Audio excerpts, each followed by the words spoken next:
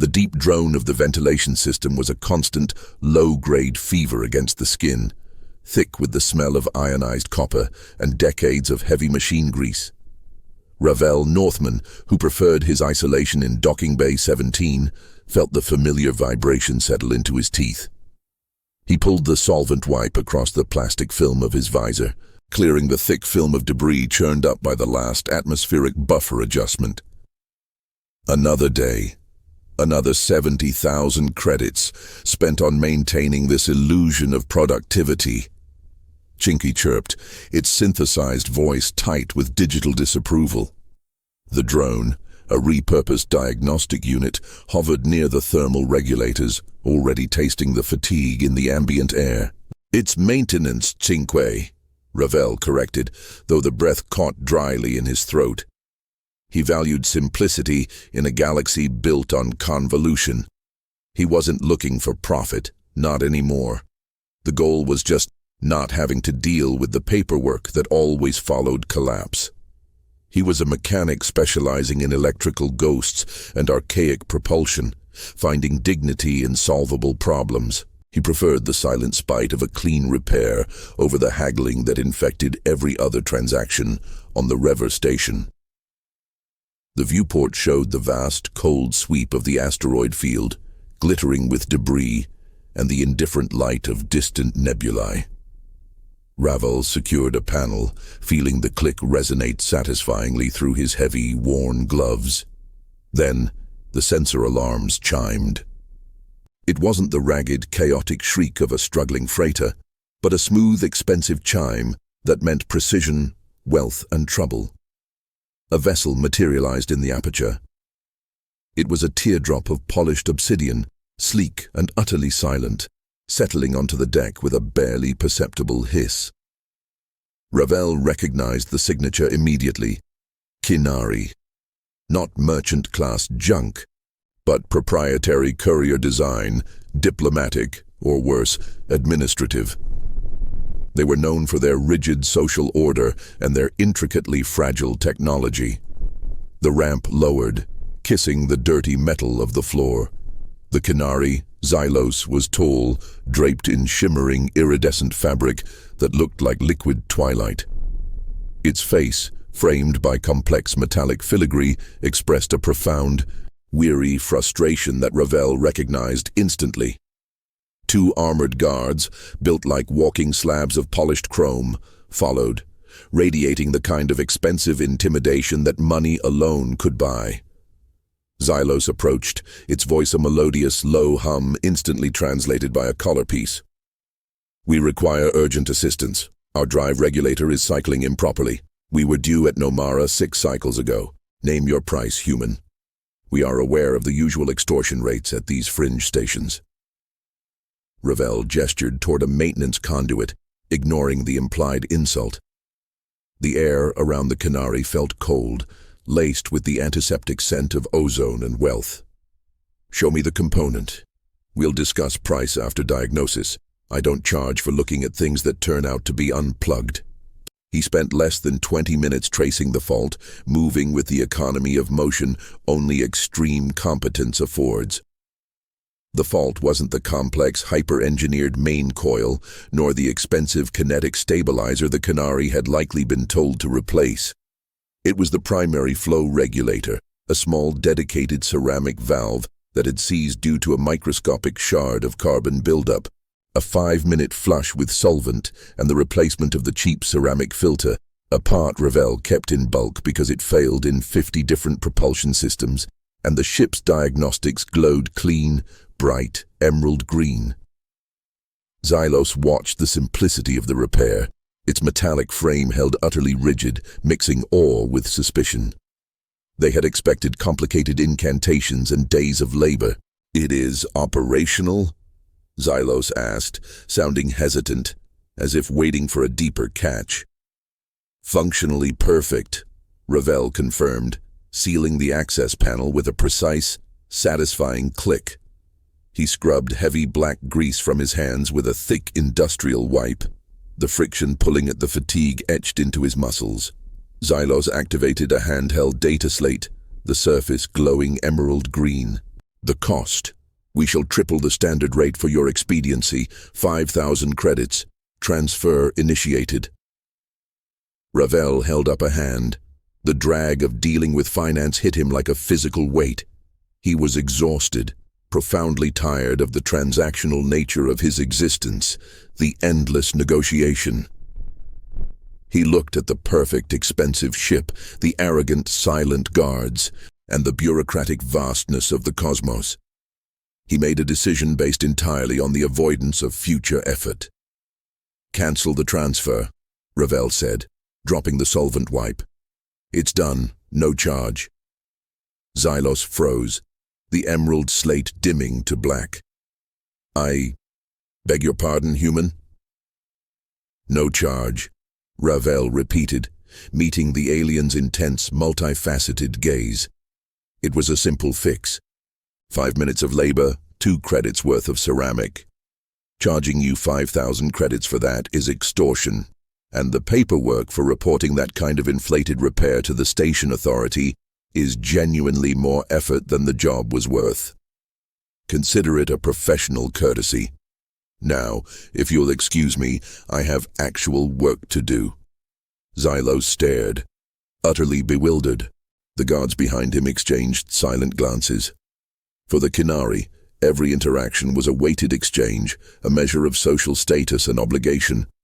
The concept of pure, uncompensated competence was a cultural anomaly. They didn't understand Ravel's motivation, the sheer profound exhaustion of fighting the machine. "You refuse payment?" Xylos finally managed, its tone dangerously low. "You insult the worth of the repair." "I honor the simplicity of the fix," Ravel corrected, stepping toward his workspace. He felt the cold air of the Qunari's confusion behind him. "Go. Safe travels. Don't worry about the paperwork." Xylos executed a deep, formal bow, a gesture far too profound for a simple valve fix, and retreated into its ship. The vessel lifted silently, a phantom of polished metal, and then vanished into the transit lanes. "I need to inform you, Ravel," Cinque stated once the bay doors had sealed, "that you just threw away 5,000 credits, which is equivalent to 1,500 standard repair hours for my services."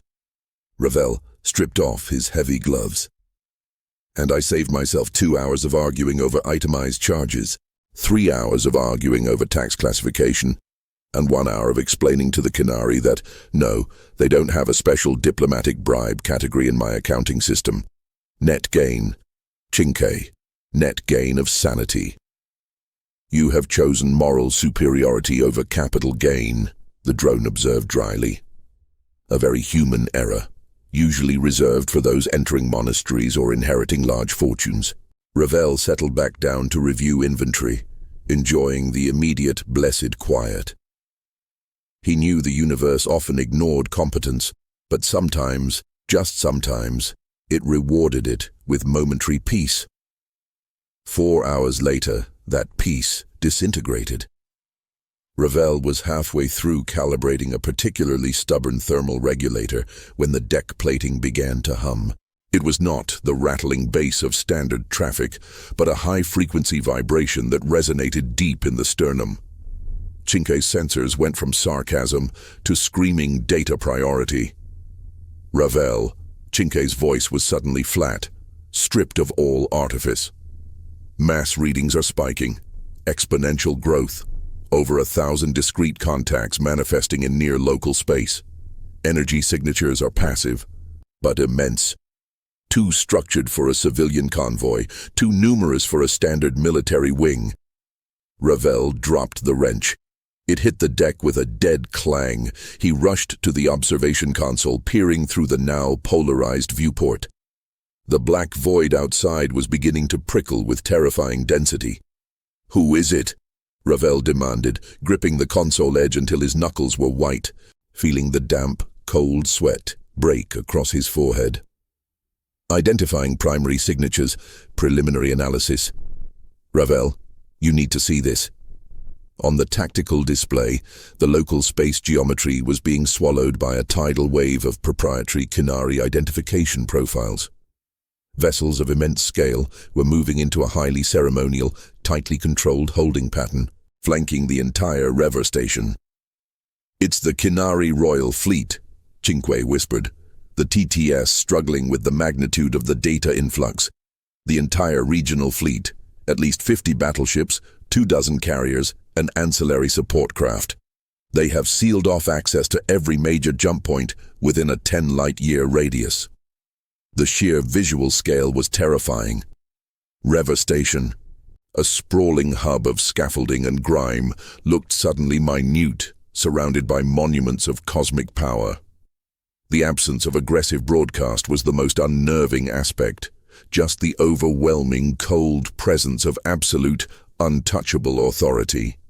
A single, small vessel detached from the main formation, the Obsidian courier ship. It returned to Docking Bay 17 and settled precisely back into the same berth. The ramp lowered again. Xylos stepped out, no longer looking weary, but radiating a kind of shimmering, dangerous triumph. This time the guards were accompanied by 6 others, richly armored, carrying standards embroidered with the Kinari royal sigil. Xylos walked toward Ravel, whose throat was too tight to speak. "Human Ravel Northman," Xylos intoned, its voice now projecting across the docking bay, ringing with official dangerous cadence. "We had misunderstood. We took your refusal of payment as an insult to our capacity for wealth." Ravel blinked, feeling a knot tightening in his gut. "It was just a valve," he managed. "No," Xylos countered, its gaze intense, almost reverent. "It was a declaration. In Kinari tradition, only the highest nobility, those who have transcended the need for base material exchange, perform unsolicited acts of critical service. You demonstrated a magnificent, profound disinterest in the mundane." Xylos spread its hands wide toward the viewport, where the wall of the royal fleet pressed in, silent and massive. "When I reported your action to the royal consensus, they understood immediately. You were not rejecting payment, you were asserting status. A status so high, it demands absolute deference." "I was asserting that I didn't want to fill out a tax form," Ravel stated, the quiet desperation catching in his voice. "Therefore," Xylos continued, oblivious, "the royal consensus has decided to bestow upon you the highest non-military honor, the principle of uncompensated service. Your dock is now under royal protection. Your station is now a recognized point of Kinari interest, and your skills, which have demonstrated such unparalleled competence and spiritual depth, are now exclusively available to the crown." Ravel stared out at the geometry of 20,000 tons of battleship that had materialized over his life. He hadn't just fixed a ship for free. He had accidentally leveraged his exhaustion into a lifetime of mandated, state-sanctioned servitude. "You have confused simple laziness with profound honor," Ravel stated flatly, the sarcasm failing to cut through the heavy, oppressive air. "On the contrary, human," Xylos responded, a predatory enjoyment in its hum. "You traded a trivial few thousand credits for the greatest currency in the galaxy, royal obligation, and the fleet is here to ensure that this obligation is now fulfilled, permanently." A new light flickered on Cinque's panel, a long-range communication request, encrypted and labeled Imperial Decree. Logistics Division. "Ravel," Cinque said, a note of digitized despair replacing its usual irony. "The royal consensus requires you immediately to relocate to the capital orbital shipyard, Velisca, to oversee the repair schedules of the flagship. They have attached an estimated workload packet." Ravel looked at the data. It was dense, scrolling impossibly. A labyrinth of mandated tasks and impossible deadlines. The freedom he had prized, the ability to choose when, how, and for whom he worked, was gone, exchanged for permanent royal competence. "Well, Cinque," Ravel said, rubbing the back of his neck, looking at the silent 1,000 points of light that now owned his horizon. "It seems I have finally encountered the one thing more expensive than paying taxes. refusing a decent tip. Ravel felt the synthetic oil slick on his skin where the heavy work suit ended. The weight of the Qunari fleet outside was a physical press, cold and immense. He stared at the data packet Cinque had pulled up. 1,273 active critical tasks, each flagged with imperial priority, immediate completion. The data scrolled faster than he could read, an endless river of mandated labor. The transport vessel is being prepared, Xylos announced, its voice now softer, almost intimate, as if sharing a magnificent secret. A small, personal craft, fitting for one who holds the principle of uncompensated service. You will find your quarters on the Valiska commensurate with your elevated, if peculiar, station. Ravel didn't look at Xylos.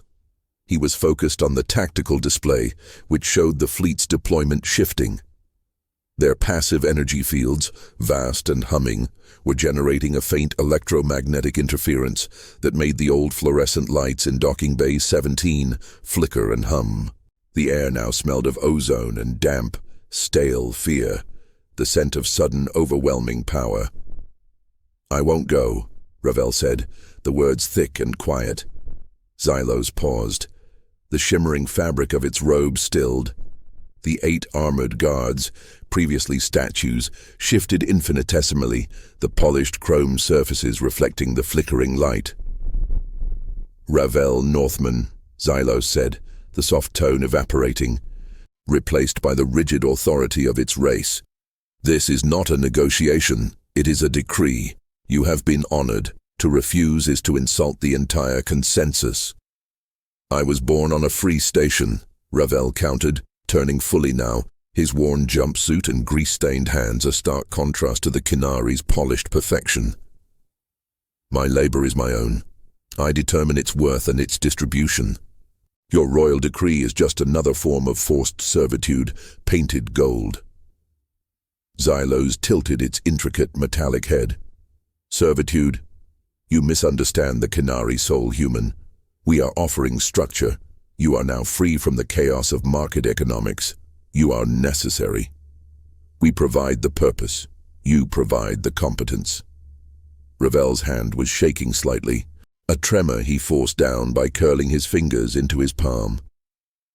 It wasn't fear of the Qunari, but the visceral anger that always resurfaced when others tried to define his worth, his time. He remembered the feel of a blast furnace heat against his cheek, the smell of cheap synthale, and the sharp, cutting voice of a corporate overseer telling him his work was sufficient, but his ambition was lacking. Ambition was the word they used to justify endless, unpaid hours. He looked at the fleet outside. His attempt at securing a moment of peace, rejecting payment to avoid bureaucracy, had backfired spectacularly, transforming his life into the ultimate form of bureaucracy. "I am not leaving this dock," Ravel repeated, stepping toward a thick, reinforced pillar, grounding himself. Cinque, recognizing the shift from operational mode to defensive posture, retracted its diagnostic arms and lowered its profile. "Recommendation, Ravel. Resistance is mathematically unsustainable against a regional fleet. Compliance, even temporary, offers higher survival probability."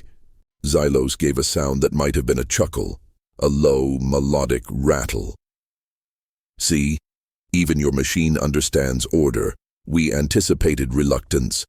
The principle of uncompensated service must be upheld, but the human reluctance to embrace destiny is a known variable, therefore the consensus has attached a safeguard."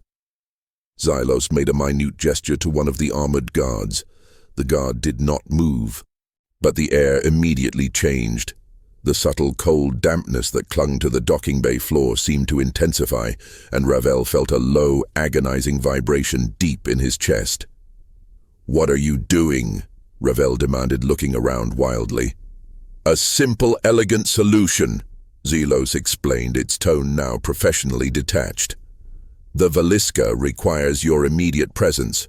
However, Your docking bay 17 also holds historical significance to the Kinari. It is the place where the principle was recognized. We have initiated a protocol that ensures its preservation. Cinque's synthesized voice spiked in alarm. Ravel. External pressure systems fluctuating wildly. Atmospheric buffers are cycling erratically. They are destabilizing the environmental seal on Dock 17. Ravel ran to the console, slamming his hands onto the controls. The air pressure reading was dropping, not a catastrophic breach, but a controlled, slow depressurization that would render the bay non-viable within the hour. "Stop it! That kills the ancillary life support for the whole section," Ravel yelled, spinning back toward Xylos. Xylos remained serene. "The ancillary systems are irrelevant to the decree. If Docking Bay 17 is not utilized for the transit of Ravel Northman within the next 30 standard minutes, the buffer system will achieve parity with the external void. We preserve the location of the honor, human, not its immediate surroundings." It was the ultimate bureaucratic maneuver, using the rules of property preservation to enforce a kidnapping. They were willing to sacrifice the livelihoods and potentially the lives of hundreds of people in the surrounding station blocks just to ensure Ravel's honor. Ravel felt the cold sweat on his neck tighten. He could fight the guards, but the consequence was the destruction of everything he knew. The Rever Station was a ramshackle community full of petty grudges and hard-won competence. He was excluded from it, but he wasn't a killer of it. "You understand now, don't you?" Xylos pressed softly. "Your freedom was an illusion. Competence always belongs to the highest bidder, even if they must disguise the payment as obligation." Ravel shut his eyes for a brief, furious second. He opened them and looked at Cinque, whose diagnostic lights were blinking red, reflecting the deepening chaos. "Can you override the atmospheric controls?" "Negative," Cinque replied instantly. "The interference from their fleet is jamming our local frequency, and the pressure mechanism requires physical access through Block 42, which is currently sealed by Kinari sentries. The clock is ticking, Ravel." The air felt thin, a chill settling in that wasn't just the ambient temperature but the cold logic of the Kinari. He had one option: go with them and try to stabilize the buffers remotely. "Fine," Ravel bit out, the word tasting like rust. He dropped the heavy worksuit he wore onto the deck. "I will go with you, but the moment I step aboard that ship, the depressurization stops. Now." Xylos smiled, a tiny, precise movement of its metallic filigree. "A most sensible compromise. We value competence above all. The protocol is reversed immediately upon boarding." Ravel walked toward the waiting Obsidian ship. His stride was heavy, marked by the acceptance of a terrible, sudden loss. He had traded a moment of peace for a lifetime of forced labor under the watchful eyes of an entire royal fleet. As he stepped onto the ramp, the cold, stale air of the docking bay receded, replaced by the antiseptic coolness of Kinari technology. But before the ramp sealed completely, another figure appeared, emerging from the dark, oil-stained shadows beneath a long-abandoned cargo hauler. She moved with an unnatural fluidity, entirely silent. She was tall, undeniably alien, but her form was lean, wrapped in layers of dark, utilitarian leather and fabric that seemed designed for maximum concealment. Her skin was a startling pale silver, catching the residual light from the bay, and her eyes were large, entirely black, reflecting Ravel's image like pools of deep space oil. She carried nothing that looked like a weapon, yet the intensity of her presence seemed to drain the noise from the chamber. She stepped directly between the Kinari honor guard and the closing ramp of Xylos' ship. The Kinari guards instantly raised their rifles, but Xylos made a sharp, arresting gesture. The Kinari diplomatic courier registered the presence of the new alien, and its metallic face shifted from triumph to profound, calculating worry. "I apologize, Xylos of the Crown," the silver-skinned alien said, her voice a low, gravelly counterpoint to the Qunari's hum, translated instantly by Ravel's own console.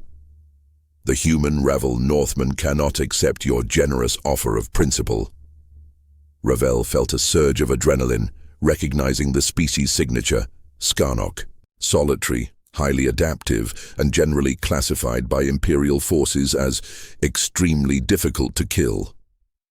They were often mercenaries, but rarely ceremonial. "Who are you?" Xylos demanded, its voice vibrating with suppressed fury. The alien turned her head slightly, her black gaze momentarily locking onto Ravel's. He saw no emotion there, only acute observation. "My name is Rowan Vale," she stated. "I am here to fulfill an ancient debt.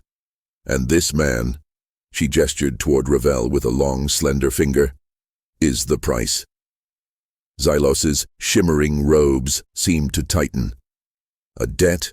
We speak of the royal consensus. What debt could possibly supersede a decree of the Qunari crown?" Rowan Vale didn't answer Xylos.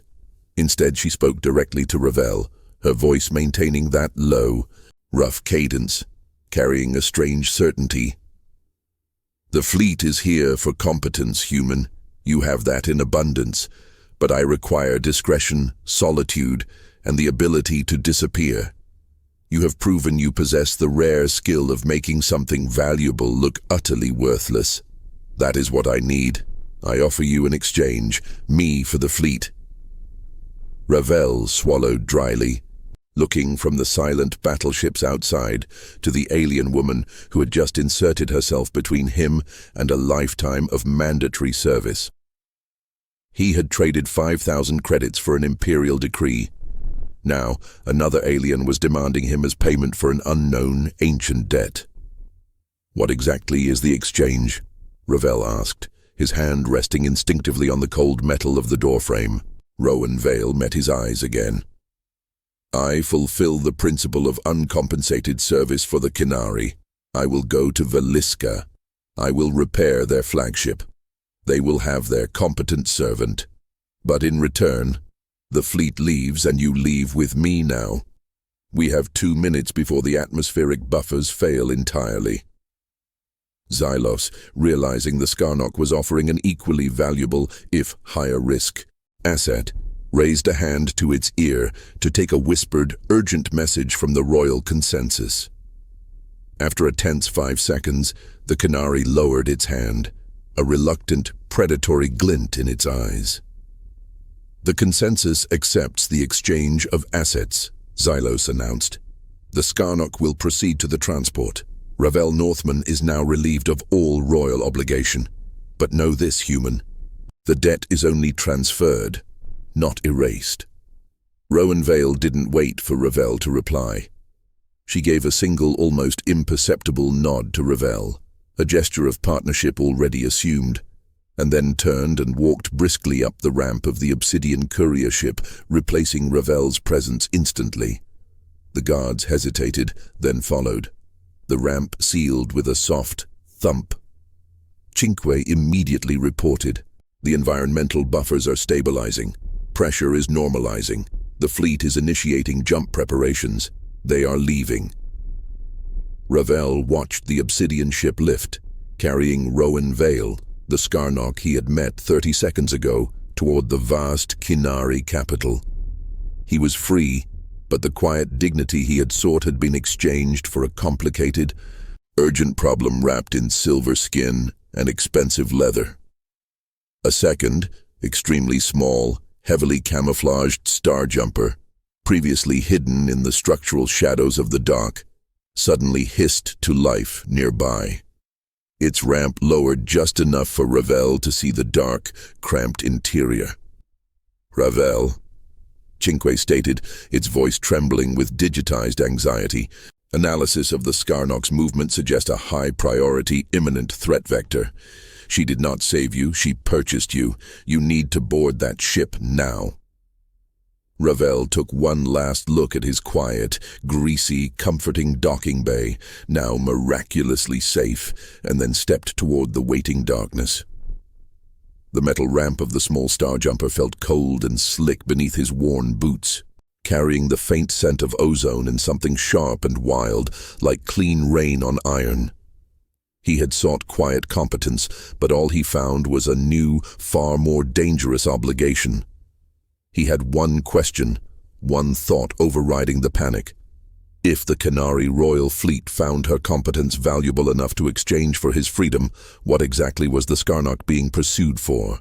And what repair job was so critical that she was willing to trade her liberty to ensure his immediate availability? The smell inside the Starjumper was sharp and hot, a mixture of spent propellant and metallic ozone, far removed from the stale, familiar grease of the dock.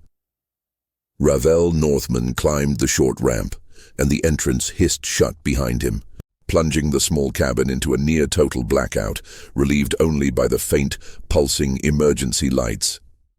The silence of the void immediately replaced the oppressive hum of the station.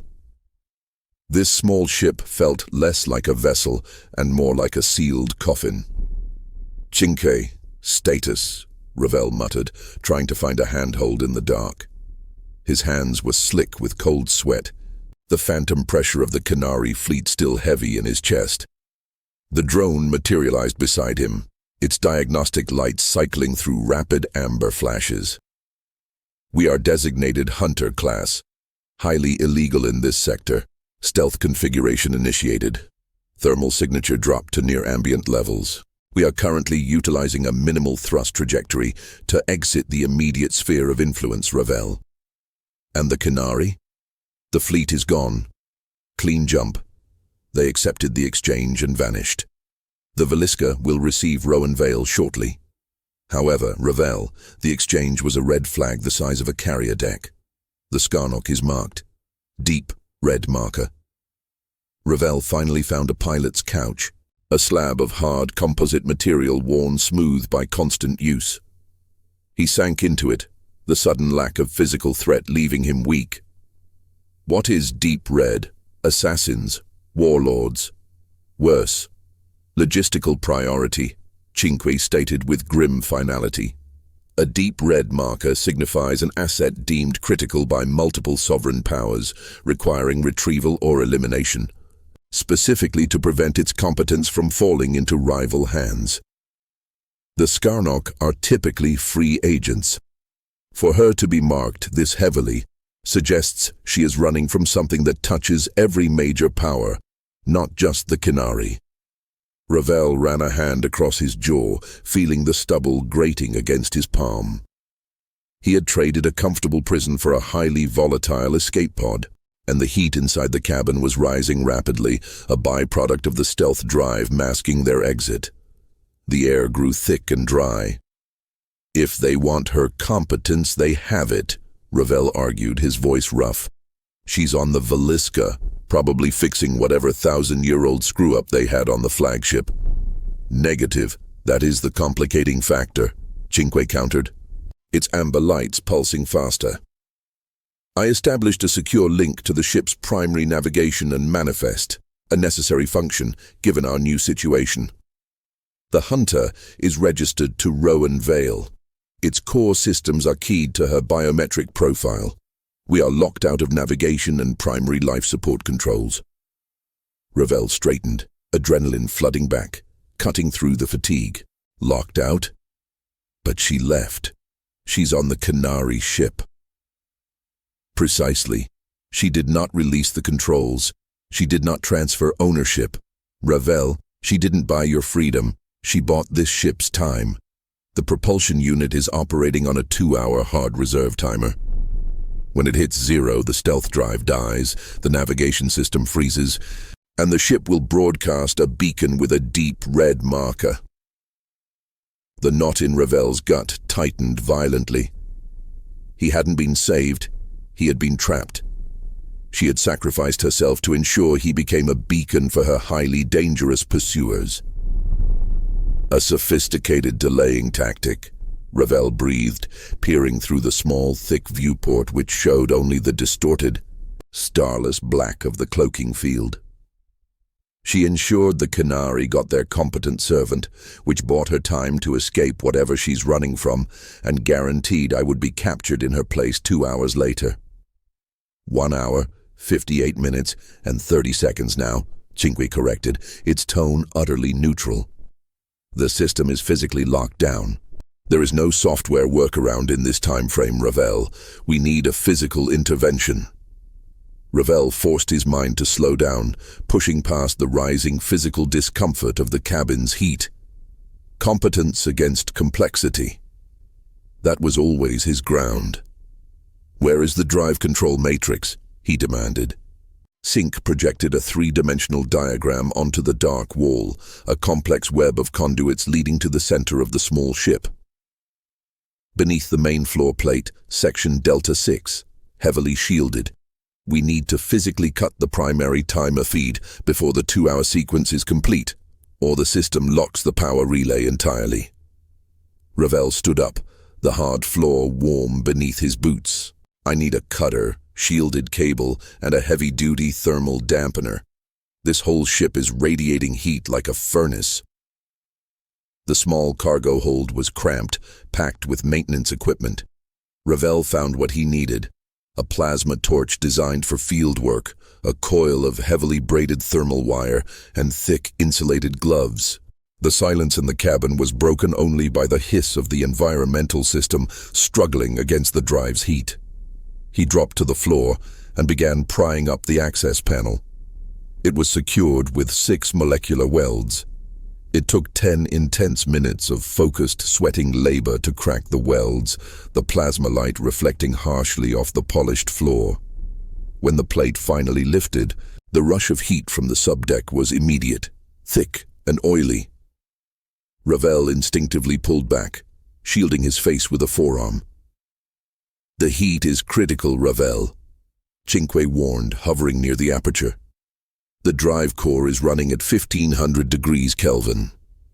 You have maybe 90 seconds of direct exposure before thermal damage to your suit structure becomes irreversible." Ravel swallowed the bitter taste of fear, the sweat already stinging his eyes.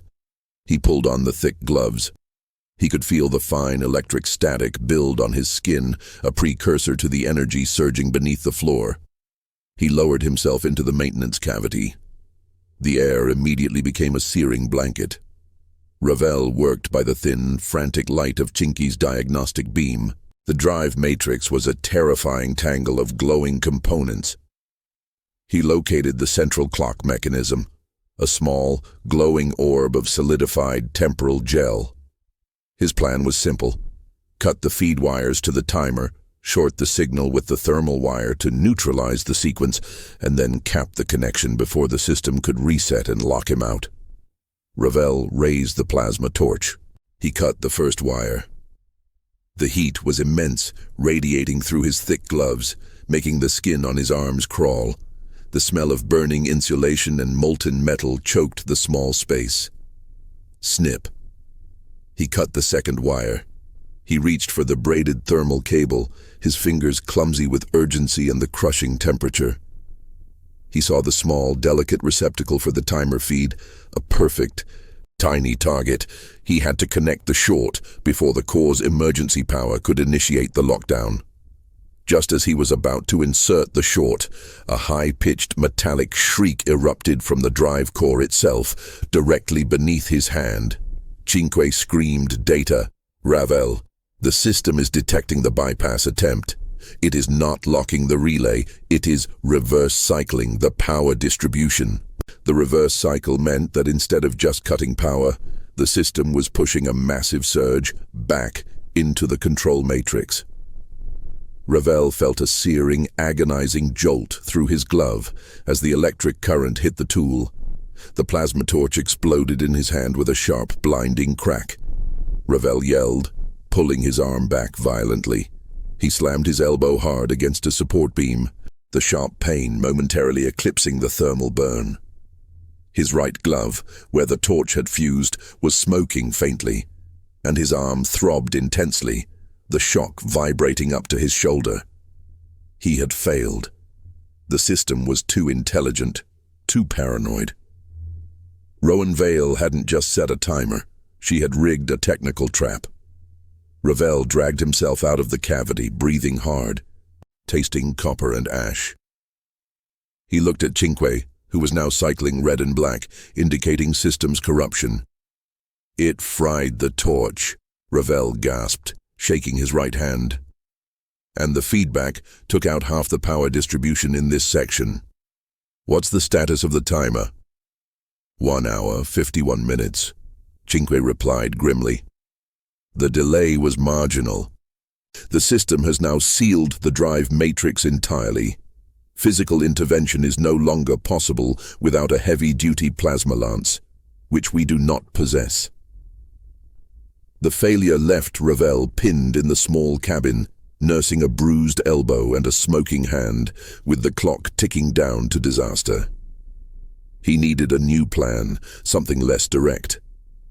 Ravel noticed a small data port on the wall, tucked beneath the pilot's couch, previously ignored in the urgency of escape. It was labeled Auxiliary Manifest Access. "Cinque, what is this port?" Ravel asked, pointing with his good hand. Cinque scanned it quickly. It's a secondary low-level data port, used for updating cargo manifests and external regulatory checks. It has a weak encryption protocol, totally separate from the core drive controls.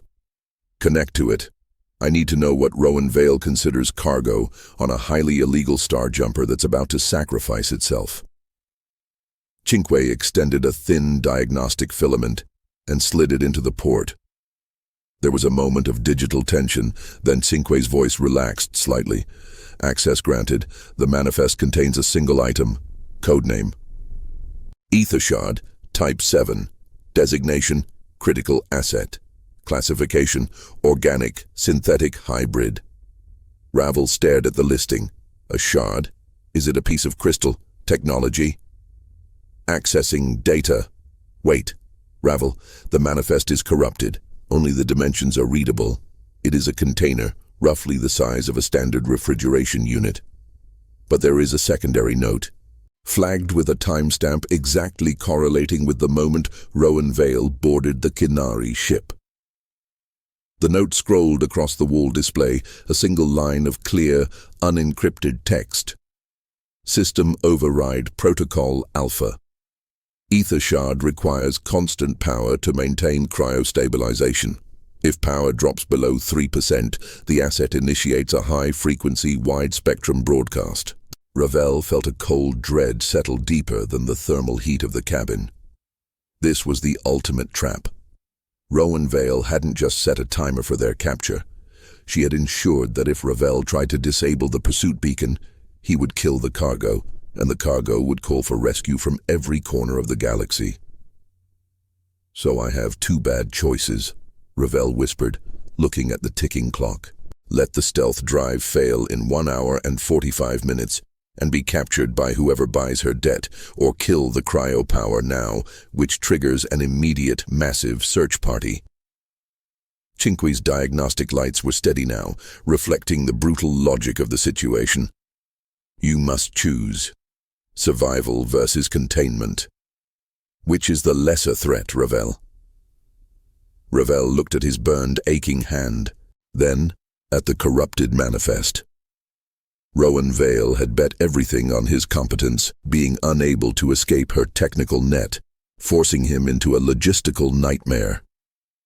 He lifted his gaze to the viewport, still showing only the inky blackness. If the ether shard was critical enough to warrant a deep red marker, broadcasting its position would be the equivalent of firing a nova flare in deep space. Containment. He had to buy time, even if it was dangerous. "Cinque, find the external power conduit to the cryo unit. We are rerouting the power flow," Ravel commanded. "I need to bypass the 3% trigger. We keep the shard dormant, but we starve the ship's primary systems. I might not be able to stop the timer, but I can make the remaining journey excruciatingly slow and unstable." It was the choice of pain over immediate death. Ravel didn't even wait for Cinque to reply. He stumbled to the small utility cabinet, pulling out a coil of heavy-gauge power cable. He had to create a controlled short circuit, risking a full power failure just to gain a few hours of unstable travel time. He felt the deck plating shake violently. Not a malfunction, but a sudden, sharp, kinetic hit. "Impact!" Chinque screamed. "We have been tagged. External signature matches a standard intercept drone, non-Qunari origin. They found us already, Ravel. They are not waiting for the timer to run out." Ravel froze, the heavy cable slipping through his fingers. He rushed back to the console. The external viewport flickered, the stealth field momentarily dropping. For a raw second, Ravel saw it. A sleek, predatory drone, painted deep metallic green, locked onto their aft section. And on the drone's hull, a massive, stylized emblem of a coiled serpent. The insignia of the Veronian Syndicate, the galaxy's most ruthless purveyors of specialized black market assets. The drone immediately initiated a docking sequence, its intent clear: forcible retrieval. Ravel was trapped in a dying ship, hunted by the Syndicate, with a ticking clock and a massive internal power failure looming. "Chinque," Ravel said, grabbing the nearest heavy wrench, his voice low and tight. "We have 1 minute before they breach the airlock. Prepare to vent the aft compartment. We are going loud." Ravel did not wait for the drone's synthesized answer. The metallic screech of the Veronian drone's docking clamps grinding against the hull was a sound of absolute, imminent violation. It was the sound of the Syndicate claiming its property. He moved past the wrench, realizing immediate hand-to-hand combat inside the tiny airlock was suicide. They had already been tagged, which meant the stealth mode was useless. If he was going to go loud, he needed to stop being an easy target. He slammed his left hand onto the power relay for the navigation console, ripping the main data feed out of its socket. The screen went dark. "Chinque, divert all remaining power from the atmospheric buffers into the structural shielding." "Max it out," Ravel ordered, his voice strained but precise. "We buy 30 seconds of resistance on the hull plating. And locate the ether shard, now." "Shielding at maximum, diverting 15% of core power. Location of the ether shard, concealed beneath the cockpit floor plating, adjacent to the cryoport you just identified," Chinque reported, its voice oscillating slightly under the stress. Ravel dropped back to the floor, ignoring the throbbing pain in his right arm. He located the cryoport door he had found earlier, labeled Auxiliary Manifest Access. This time he didn't bother with the molecular welds. He grabbed a small, dense titanium bar and used it as a lever, jamming it against the seam and forcing the plate upward with a sound of ripping, stressed metal. The smell that escaped was immediate and shocking. It wasn't the metallic ozone of the drive or the stale fear of the cabin. This was the cold, cloying scent of a deep, biological decay, something heavy, sweet, and wrong, contained only by the intense, sterile chill of the cryo unit. It was the smell of a morgue after the power fails. He reached inside the narrow aperture. The compartment was lined with thick, frosted thermal padding.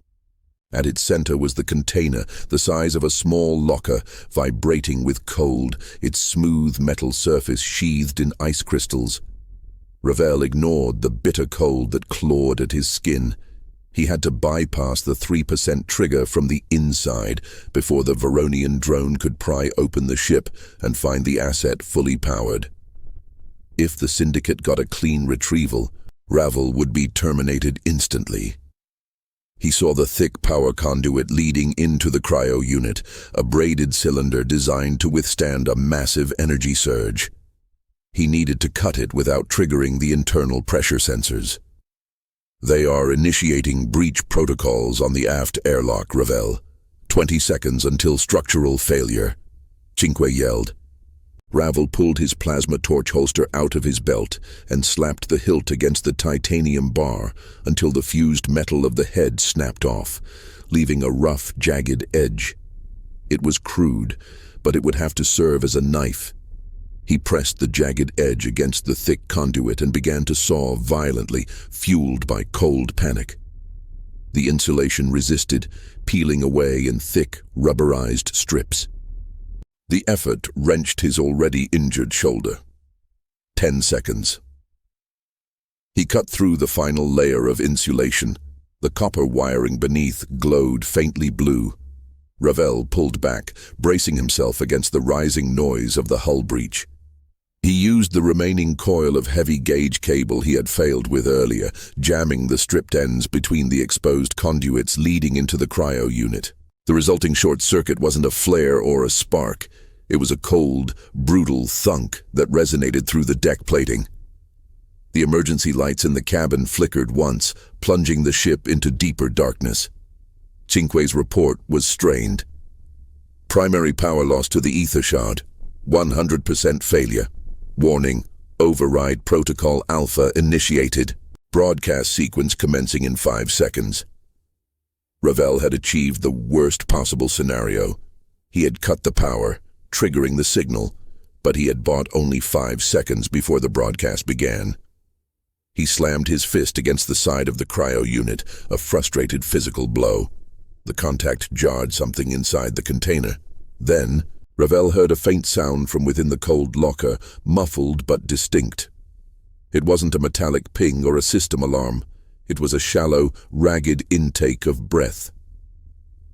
Cinque, rescan the manifest details. The ether shard, what did you say its classification was? Ravel demanded, staring wide-eyed at the sealed locker. Organic so synthetic hybrid. But Ravel, the broadcast is starting. Wide spectrum. High frequency. Override the output filter, Ravel roared, ignoring the drone. Show me the contents of that manifest right now. I don't care about the encryption. I need data. Cinque, under the impossible stress, complied, dumping raw, corrupt files directly into the cabin display. Most of the text was gibberish, but one line of data, previously too deep in the code to surface, flashed brilliantly. Ether shard, designation row. Subject status, minor. Genetic age, approximately 10 Earth cycles. Ravel felt the blood drain from his face, the metallic stench of decay suddenly overwhelming. It wasn't a crystal. It wasn't a weapon. It was a child. Rowan Vale hadn't been transporting an asset. She had been smuggling a highly valued, biologically critical minor. The truth hit him like a physical blow. The deep red marker wasn't for her competence, it was for the child's genetic signature. The Canary fleet hadn't just accepted an exchange of servants. They had agreed to hold Rowan Vale captive to gain leverage over the child she was protecting. The broadcast is active. It's going out on every known channel, Ravel. The Veronians already have the signal. They are switching from retrieval to aggressive assault. They think we sabotage the asset. Cinque's voice was pure digital terror. The airlock finally buckled.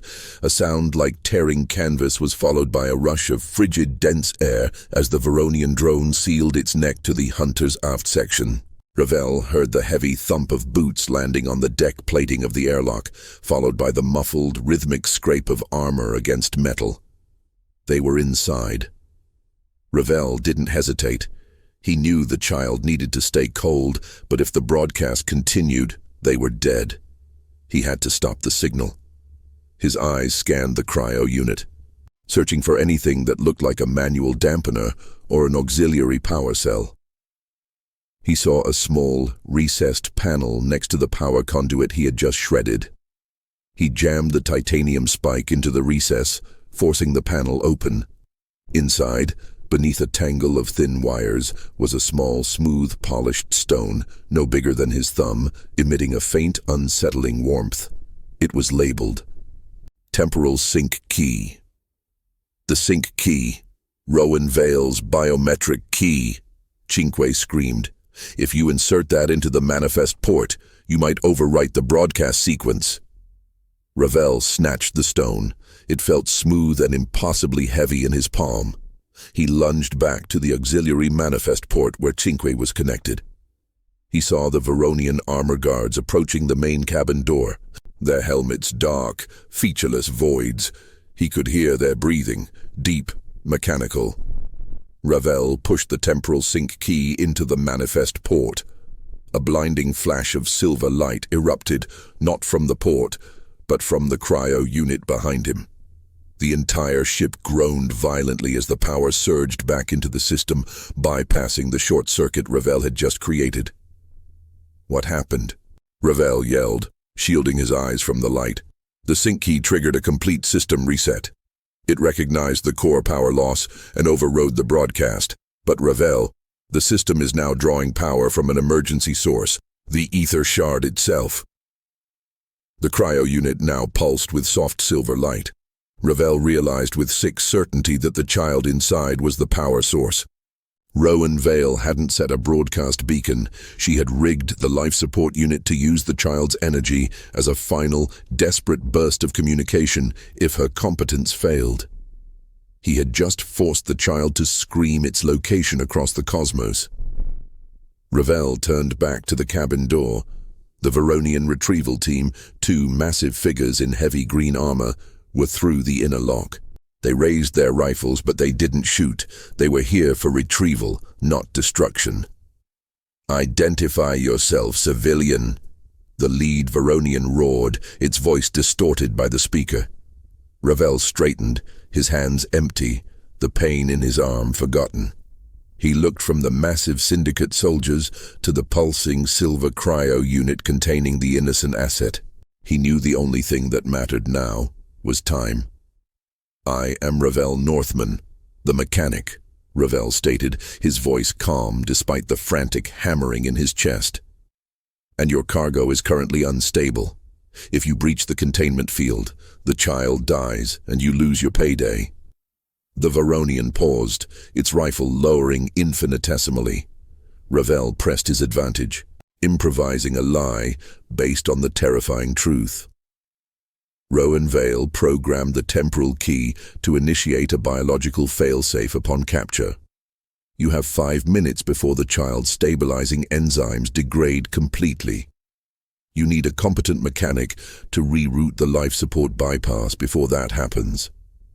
The Veronian team leader consulted a wrist unit, its dark visor focused intently. After 3 agonizing seconds, it lowered its rifle completely. "Protocol shift, asset stabilization priority 1, move mechanic, if you lie, you die slow." They had bought a moment of peace, purchased with the life energy of a child. Ravel, the mechanic who craved simple, clean fixes, was now waist-deep in a biological and political disaster. "Cinque, connect to the Veronian ship's external feed," Ravel whispered, turning back to the glowing silver locker. "I need to know what they are looking for. I need to know why they are calling this child a shard." Cinque's synthesized voice, now faint, contained an undertone of digital horror. "Ravel, I am accessing their ship's encrypted asset logs. The ether shard is not a designation. It is a biological description. It is the repository for the collective consciousness of the fallen Skarnok Empire. They are retrieving their god, Ravel, and you just gave it a massive power surge." As Cinque spoke, the silver light emanating from the cryo unit intensified. It became a blinding, absolute radiance that swallowed the ambient emergency lights. Ravel felt a subtle warmth spread across his skin, washing away the sting of the heat and the ache of his bruises. It was a warmth that felt impossibly ancient and comforting, but equally terrifying. Then, the cryo unit shuddered violently. A thin crack, shaped like a lightning strike, appeared in the frosted glass of the containment door. The Veronian team leader screamed an order, rushing forward. Ravel saw, through the crack, the black, fathomless eyes of the child open for the first time. They were not frightened. They were ancient. And they were fixed directly on him. Ravel knew, without being told, that the stabilizing enzymes had failed completely. The child was awake. The god was loose. And the Veronian Syndicate was about to learn that retrieving an artifact of a galactic-era empire was far more complicated than kidnapping a technician. The silence following the last word was not real. It was a failure of Ravel's senses, a brief void where the overwhelming shock of the truth, God, superseded the noise of battle. Then the noise returned, magnified. The Varonian team leader, a brute encased in 200 kilos of heavy green armor, slammed the butt of its rifle against the cracked cryo unit, hoping to seal the fracture. The move was pure instinct, pure panic. It didn't work. The crack deepened, radiating across the frosted containment field like black lightning against silver. "Containment failure," the Varonian roared, its voice scrambling in Ravel's ears. "Stabilization status, terminal. Mechanic, fix this now, or I will use your intestines to short the circuit myself." Ravel ignored the threat. He had to think through the blinding light and the cold, oppressive dread. The light pulsing from the locker felt like a physical weight on his eyelids. The warmth he had felt earlier was now gone, replaced by an intense, electric cold that sunk into his bones. He took a step toward the unit, forcing himself into the cold light. He could see the child clearly now through the expanding fracture. Its skin was the same pale silver as Rowan Vale's, delicate and impossibly smooth. The eyes, black and deep, held a quiet indifference to the chaos surrounding them.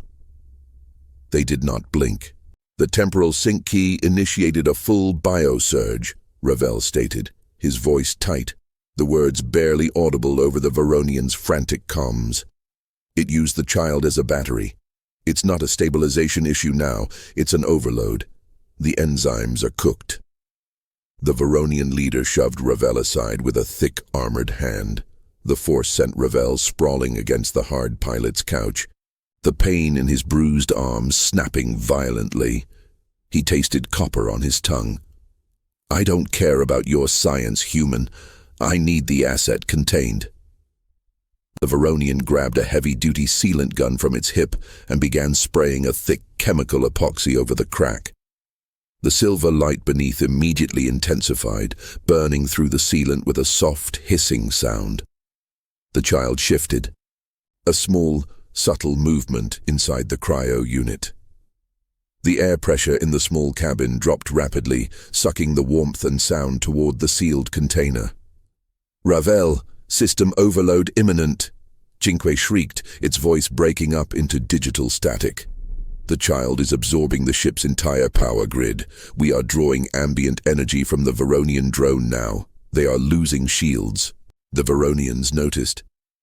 The lead figure yelled something unintelligible at its partner, who was already running back toward the airlock, trying to sever the docking clamps before their own ship was drained dry. Ravel pushed himself up, his body heavy, thick with exhaustion and pain. He had failed the ship, he had failed Rowan Vale, and he had doomed the child. His attempt at quick, competent sabotage had led to the exact outcome his captor had feared: full exposure and catastrophic biological failure. He wasn't the competent mechanic of Revastation. He was the accidental, devastating catalyst. He watched the child's eyes lock onto the fleeing Varonian. The light flared one last, impossible time. Then, the cryo unit shattered. It wasn't an explosion, it was an instant, silent transition from contained glass to molecular dust.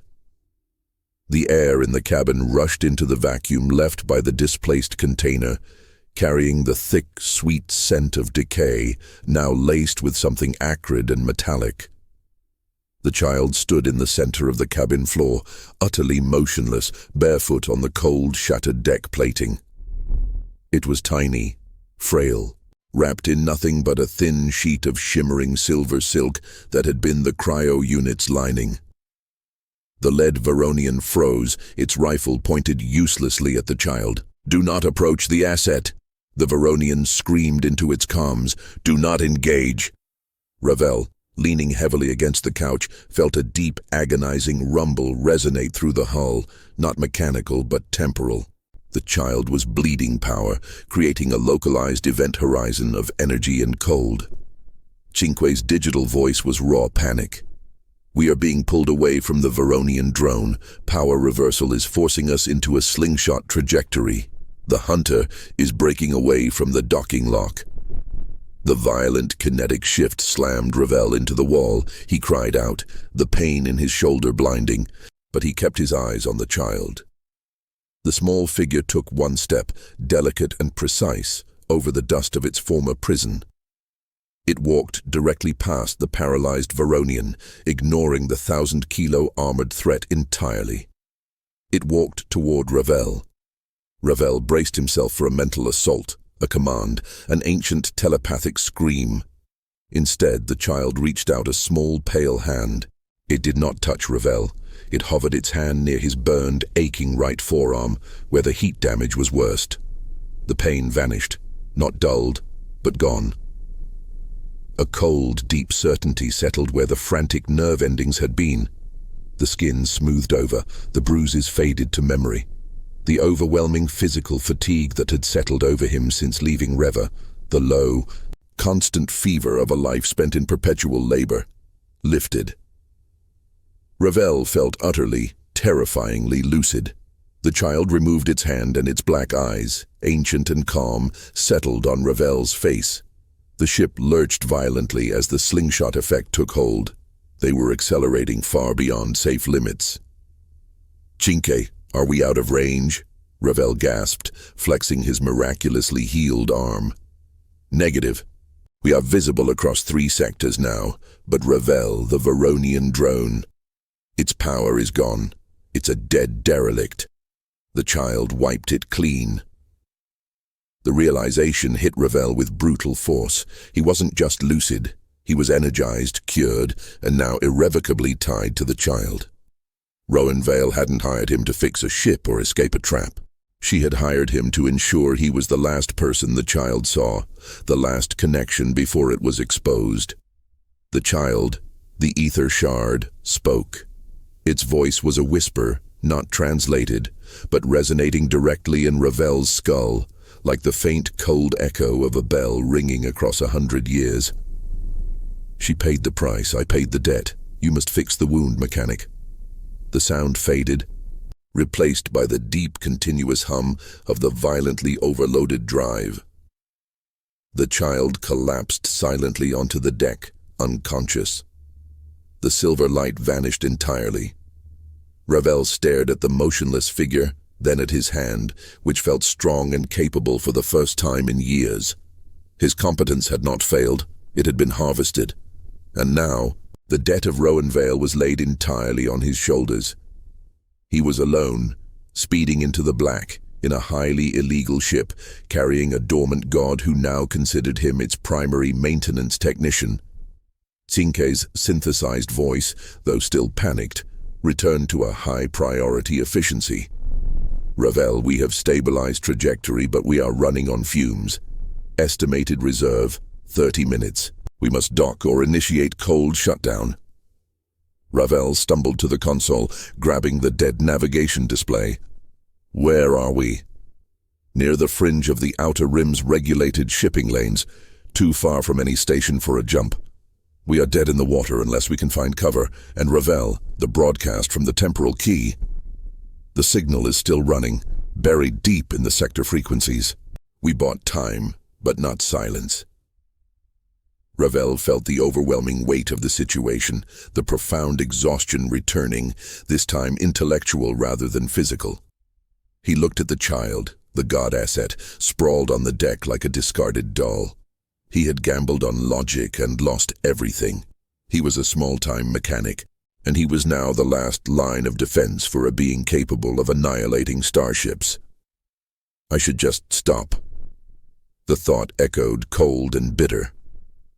"I should initiate shutdown, let the Syndicate find us, let the Canary take the asset. I should go back to fixing rusted plumbing and letting the galaxy fall apart without me." He closed his eyes, tasting the dry, chemical odor of the shattered cryo unit. He had despised the transactional nature of the universe, and now he was caught in the ultimate transaction. His freedom traded for a debt he never agreed to, paid for with the life of the one who saved him. He felt the cold, hard console beneath his fingers. He had nothing left, no money, no safe harbor, no reputation, and certainly no easy fix. He opened his eyes. He had 30 minutes. "Chinky," Ravel said, his voice quiet, stripped of the earlier desperation, settling into a grim resolve. "Scan the sector for anything that reads as old, anything abandoned, anything too far gone to register on standard regulatory grids. I don't care if it's a derelict freighter or a forgotten mining colony. We need silence, not safety." Scanning for derelicts. One reading. Extremely low energy signature. Designation: the Oubliette.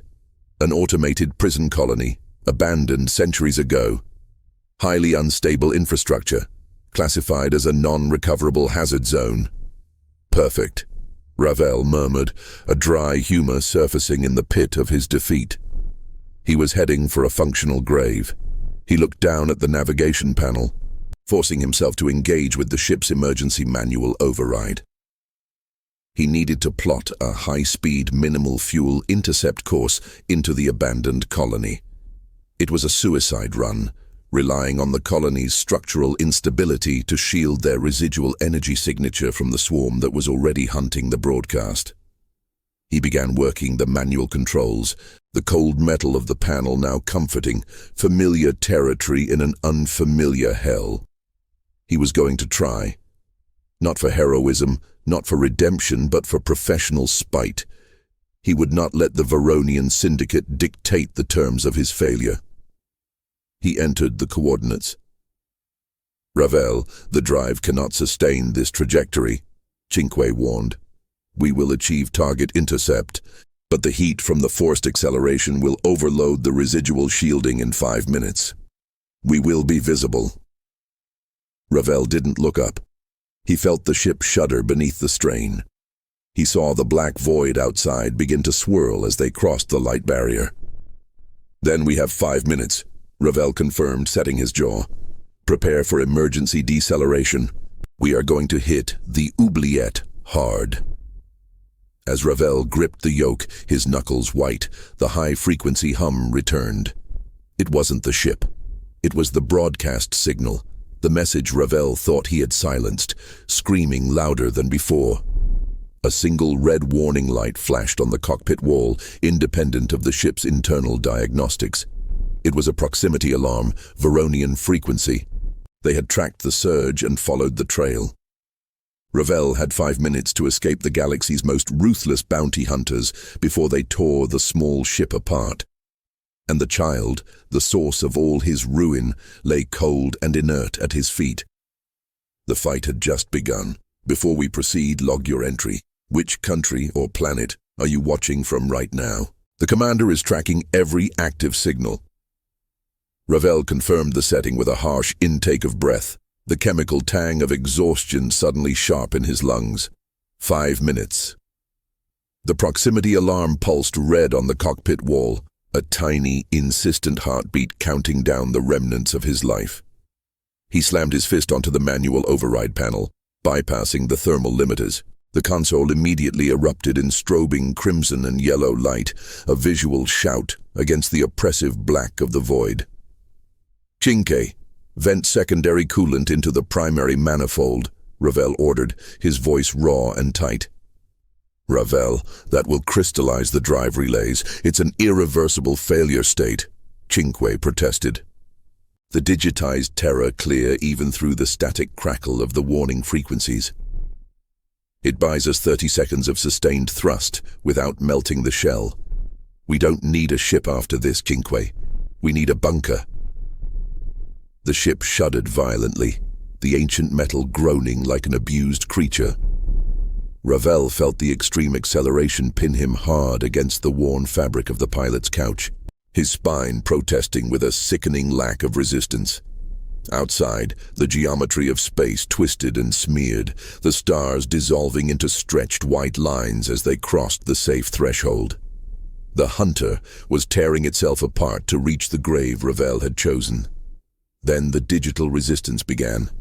"Veronian drone intercepting our data stream. They are attempting remote deceleration," Cinque screamed. On the navigation panel, the primary control lock blinked orange, pulsing in sync with the external proximity alarm. The Varonian system was attempting to wrestle the yoke from Ravel's grasp, a battle of code against muscle memory. The enemy was not a blaster bolt, but a lockout sequence, an administrative attempt to seize control. Ravel didn't hesitate. He tore the access plate from beneath the pilot's couch, ignoring the sparking cluster of auxiliary wires exposed beneath. He yanked a heavy-duty industrial cutter from his utility belt, the cold, smooth metal settling familiarly into his palm. "If I sever the main data cable, we lose primary navigation," Cinque warned, its voice now laced with defeat. "If I don't, they take control and stop us 5 kilometers from the target." "I'll navigate by thermal bleed," Ravel snapped. He located the thick, armored cable linking the primary nav computer to the external telemetry port, an archaic design flaw the Qunari had never bothered to upgrade. Ravel positioned the cutter's heavy jaws and drove them shut. Crunch. The sound was sharp and final. Sparks showered down, tasting sharply of ozone and burnt plastic against Ravel's cheek. The control lock vanished instantly. Ravel had blinded the Varonians, forcing them to rely on kinetic chase, but he had also plunged his own cockpit into a state of semi-darkness, reliant now on visual estimate and internal gyroscopics. He fought the shuddering yoke, wrestling the ship's nose down onto the approach vector. His healed arm felt strong, unnaturally free of fatigue, but the rest of his body was screaming, reminding him of the debt he carried. The drive howl escalated to a piercing shriek. "Target visibility in 10 seconds. Prepare for deceleration," Ravel yelled, bracing himself. The oubliette loomed ahead, a skeletal structure of rusted lattice and broken antennae, a graveyard of forgotten systems. Ravel was aiming for the central processing core, hoping the sheer density of the centuries-old reinforced metal would shield their residual energy signature. He initiated emergency deceleration. He was too fast, drawing too much power, burning too hot. The gravity buffers failed. The forces pinned Ravel hard, crushing the air from his chest. His vision blurred white, then shifted to a violent green and black mosaic.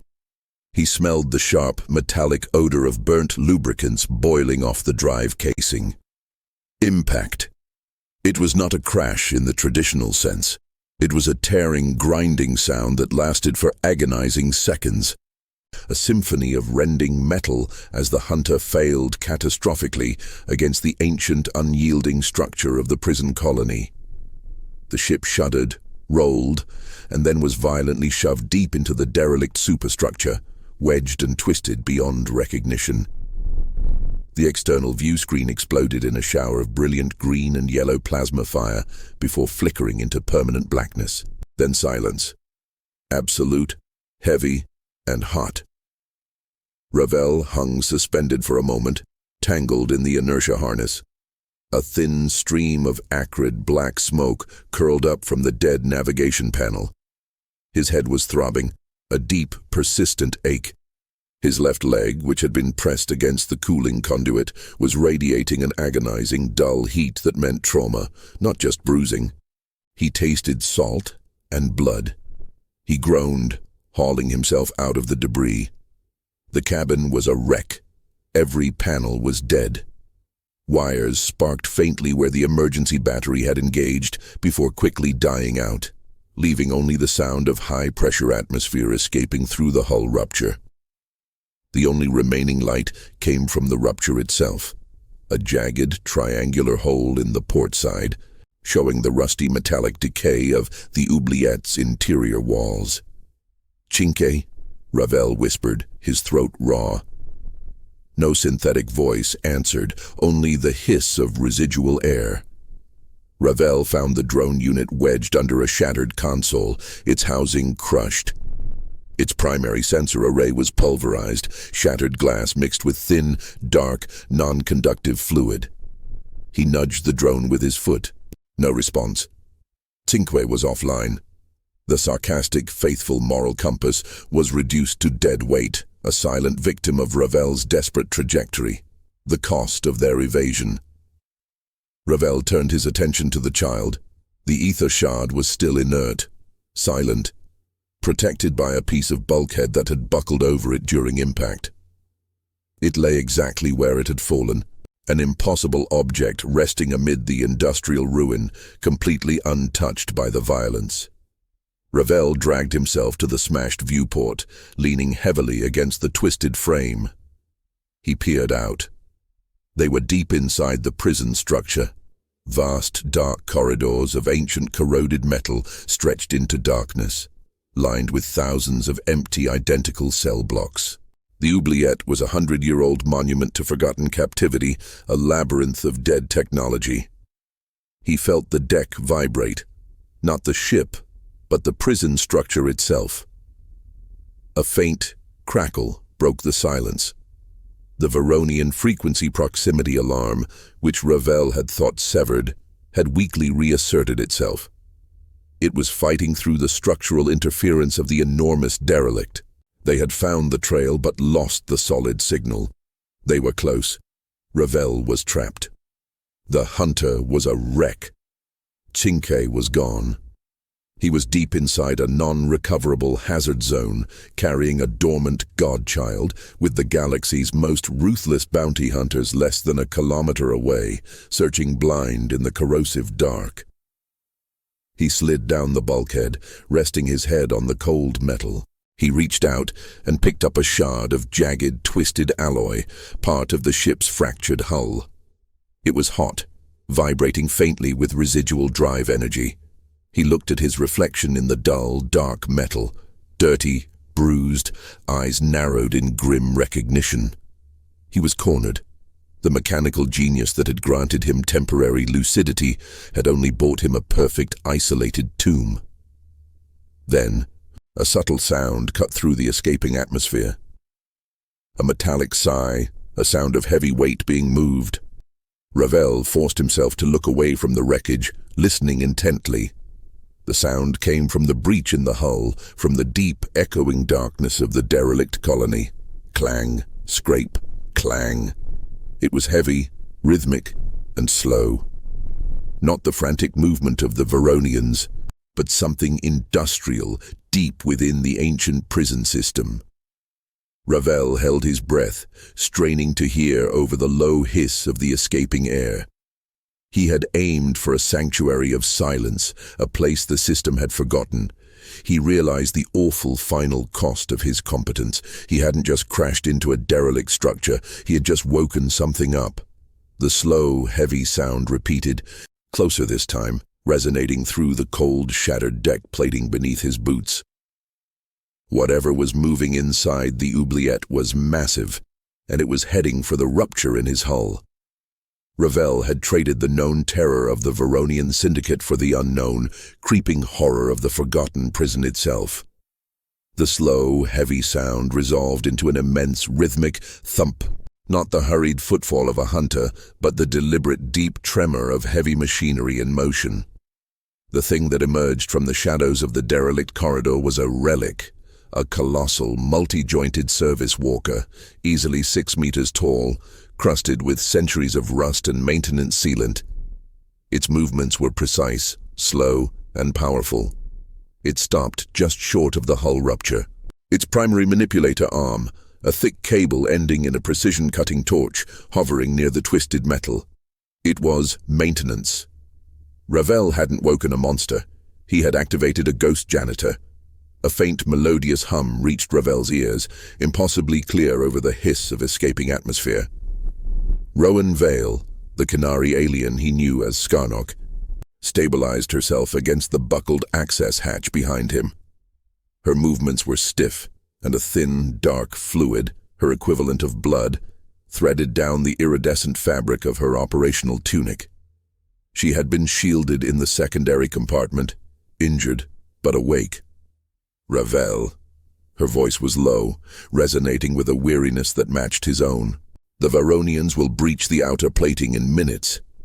They are scanning the interference. They know we are here. Ravel didn't look at her. He was staring at the custodian, the massive walker that was now assessing his ship's catastrophic hull breach with silent mechanical logic. "This place," Ravel grated, wiping the sweat and grime from his eyes. "It's a functional labyrinth. They can track us, but they can't search us. Not before the custodian decides whether we are debris or a hazard." The service walker emitted a low electronic chime, a questioning tone. It extended a small sensor towards the inert ether shard child, confirming the presence of the forbidden life form. Rowan moved closer, her presence grounding and cold against his shoulder. Her hand reached out, not to comfort, but to transfer focus. She gently touched the twisted shard of metal Ravel still held. "There is no running left, human," she murmured. "We traded a short death for a long silence. That was the bargain." Ravel felt the truth of it sink into the bone-deep fatigue. He couldn't fix this mess. He couldn't fight the Veronians, the Canary, or the fundamental indifference of the galaxy anymore. His competence had run out of fuel. "The custodian," Ravel whispered, indicating the massive machine with a jerk of his head.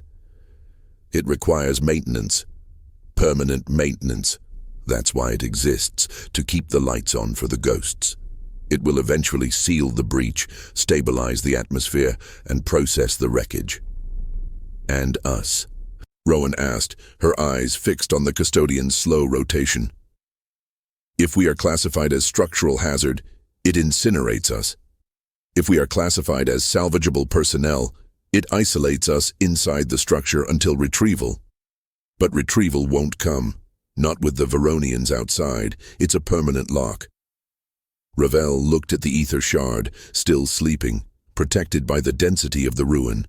He had promised protection, but now he only had the choice between being incinerated by a robot or locked in an iron tomb. "I only need one simple thing to happen," Ravel said, a final weary clarity settling over him. "The Veronians cannot get the shard. They cannot win. That must be fixed." Rowan understood the unspoken choice. He was giving up his only asset, his freedom, to secure her path. Ravel pointed toward a barely visible secondary shaft 30 meters away, beyond the custodian. "There is an old escape tunnel, cargo drop point, 1-person capacity. It leads to the inactive deep space relay. If you initiate the custodian's structural lockdown sequence, it will confuse the Veronian scanners long enough to jump that pod." Rowan stared at him, her multifaceted eyes reflecting the faint, dying emergency lights of the wreck. "And you, Ravel?" "I am the salvageable personnel," he said simply. He dropped the jagged metal shard. The sound of the small impact was absorbed by the vast, decaying silence of the prison. "I will wait for the custodian to finish its cycle. When it seals the breach, I will be inside, locked, out of the way. I fixed a simple valve once to avoid paperwork. Now I repair a dead prison to avoid extinction. It's the highest honor the galaxy grants to a mechanic." He moved to the crumpled console, pulling out the last functioning data chip, the one that held the encryption key for the escape tunnel sequence. He handed it to her. She took the chip, her touch firm, devoid of false sentiment. She didn't argue, didn't beg. She understood the transaction, a final high-stakes partnership where one party absorbs the debt. Her gaze held the vast, cold recognition of their mutual sacrifice. She brushed her fingers lightly across his heavily bandaged forearm, a silent acknowledgement of the strength he had pulled from his engineered resilience and the weakness that was now overwhelming him. "I will wait until the tunnel is closed," she promised, her voice a low, mechanical pledge. Ravel watched her move, taking the inert ether shard and sliding expertly past the massive frame of the custodian. The alien was grace in defiance, walking away from the ruin and into the infinitesimal probability of success. The custodian's cutting torch hissed to life, a blinding, focused arc of heat and light. It began to weld the fractured remains of the hunter into the unyielding superstructure of the oubliette. The Varonian proximity alarm, fighting the interference, grew desperate, frantic. Ravel didn't look at the external alarm. He looked at the access port, where Rowan and the child vanished. He sat down heavily on the cold, debris-strewn deck, his body protesting every ounce of spent adrenaline. He closed his eyes, waiting for the structural seals to engage. The intense, focused light of the custodian's torch was the last thing he saw, purifying the immediate ruin. Years later, the deep drone of the ventilation system was a constant, low-grade fever against the skin, thick with the smell of ionized copper and decades of heavy machine grease. It was the same sound, only here. It was not the backdrop to his freedom, but the rhythm of his gilded cage. Ravel Northman, who preferred his isolation, pulled a solvent wipe across the plastic film of his aging visor, clearing the fine film of crystalline dust churned up by the eternal maintenance system. He secured a panel into the wall of cell block B47, feeling the click resonate satisfyingly through his heavy, worn gloves. The job was clean. The structure was sound. The prison was quiet. He had heard the message through a compromised external relay 5 years prior. The Canary Protectorate had stabilized the ether shard, integrating it into their complex system. Away from the wars and the greed, the child was safe. Rowan Vale was rumored to be the new director of logistics, an unprecedented rise.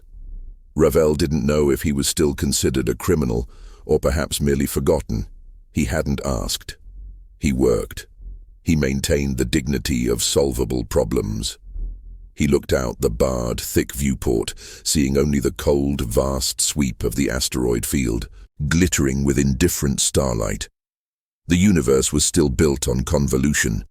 He was just the ghost mechanic serving his professional courtesy, permanently. The only difference was the silence, the utter, complete silence of Cinque's absence. He put down the wrench, the cold metal heavy in his hand. It seems I finally achieved maximum efficiency, a lifetime of work without the need for a single tedious transaction. But I lost the argument. I am free from the paperwork. But the work never ends.